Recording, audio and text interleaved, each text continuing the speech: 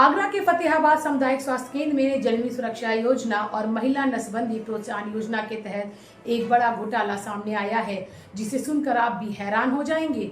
स्वास्थ्य विभाग की ऑडिट में खुलासा हुआ है कि एक महिला कृष्ण कुमारी के नाम पर 2.5 साल में 25 बार प्रसव और 5 बार नसबंदी दर्ज की गई। इस आधार पर उनके खाते में लगभग 45,000 रुपए की सरकारी राशि ट्रांसफर की गई।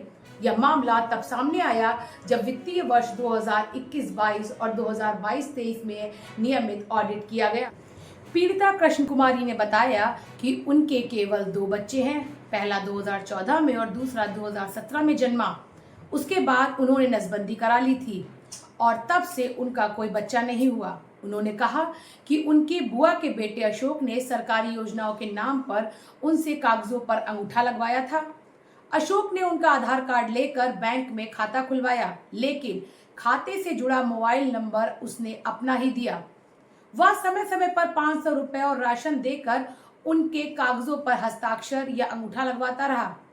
कृष्णा को इस बात की जानकारी नहीं थी कि उनके नाम पर बार बार डिलीवरी और नसबंदी दिखाकर पैसा निकाले जा रहे हैं। जांच में पता चला कि ये फर्जीवाड़ा लंबे समय से चल रहा था।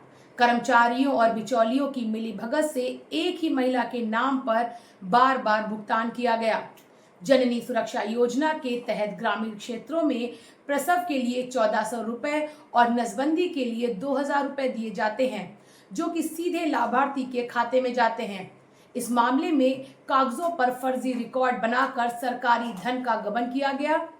आगरा के मुख्य चिकित्सा अधिकारी यानी सीएमओ डॉक्टर अरुण श्रीवास्तव ने मामले की गंभीरता को देखते हुए जांच के आदेश दिए हैं। ये मामला फाइनेंशियल से जुड़ा हुआ है।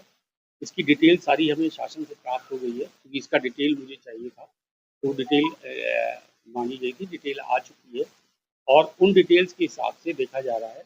तो ज़्यादातर केसेस में ये देखा गया कि पिछले वर्ष की लायबिलिटी थी, वो इस वर्ष की लायबिलिटी में या सिंगल वर्ष में पेमेंट होने पे वो डबल दिखाई पड़ रहे हैं या 2-3 टाइम हो गए हैं। हो सकता है एक परिवार में एक ही अकाउंट नंबर हो और 2 डिलीवरीज हो, तो उन्होंने 2 डिलीवरी में पेमेंट कर दिया। तो यहाँ तक तो बात क्लियर होती है, परंतु जैसे अभी आपका कहना है कि इससे अधिक अगर उसका पेमेंट हुआ है, तो कहीं ना कहीं या तो कोई टेक्निकल एरर है अथवा ये जानबूझ के किया गया। यदि टेक्निकल एरर के कारण ऐसा हुआ है तो इसकी रिकवरी की जाएगी, और यदि जानबूझ के ऐसा किया गया है और इसमें बेनिफिशियरी या जो संबंधित आशा, चूंकि वो वाउचर प्रोडक्ट करती है और उसका बैम MIS में वेरीफाई करता है, इनके विरुद्ध सख्त कार्रवाई की जाएगी और इनके विरुद्ध FIR पंजीकृत की जाएगी।